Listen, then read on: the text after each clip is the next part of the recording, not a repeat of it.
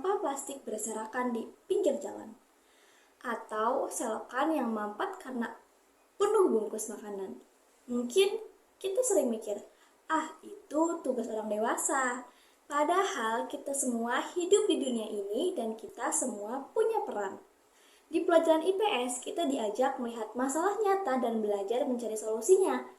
Hari ini kita bahas satu isu yang kelihatan sepele, tapi dampaknya besar, yaitu sampah.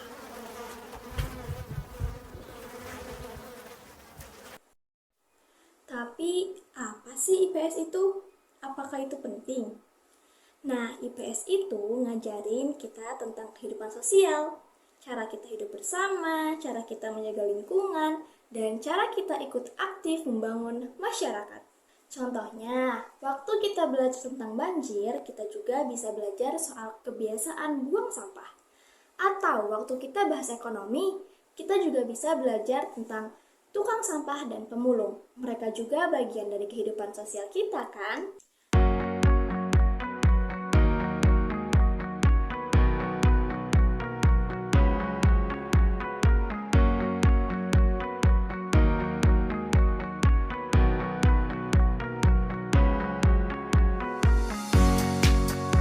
Menurut data, satu orang di Indonesia menghasilkan rata-rata 700 gram sampah per hari.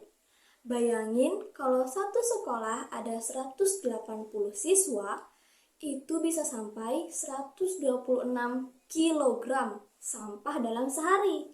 Nah, kalau tidak dipilih, tidak diolah, dan dibuang sembarangan, sampah bisa menyebabkan banjir karena saluran air tersumbat. Yang kedua, penyakit karena kuman tumbuh di tempat kotor. Yang ketiga, pencemaran karena plastik butuh ratusan tahun untuk terurai. Dan faktanya masih banyak yang belum peduli soal itu.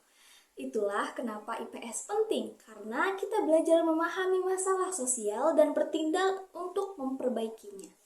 Kita bisa belajar IPS nggak harus di dalam kelas. Coba perhatikan lingkungan di sekitar sekolah atau rumah kalian. Apakah tempat sampahnya sudah dipisahkan? Nah, jika sudah, kalian bisa lihat ada dua tempat sampah. Yang pertama ada trash, dan yang kedua ada recycle. Kira-kira botol plastik buangnya di mana ya? Di recycle, karena botol plastik dapat didaur ulang. Nah, kalau sisa makanan, kira-kira di mana buangnya?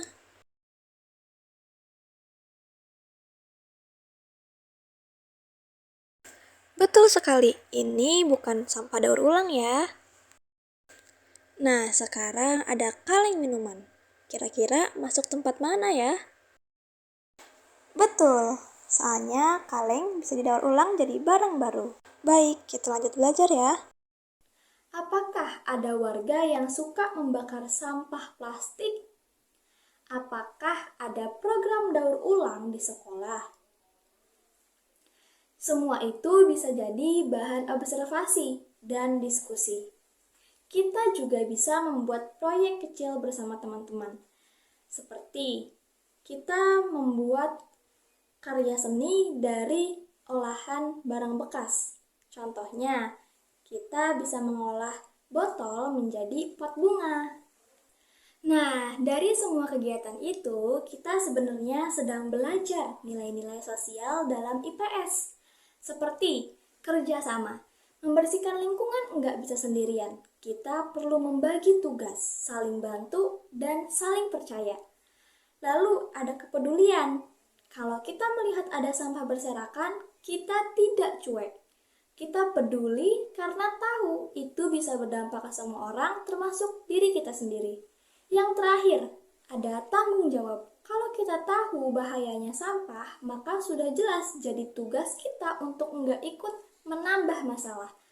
3 sikap ini penting, dan bukan cuma buat sekolah, tapi buat kehidupan sehari-hari sampai kita dewasa nanti.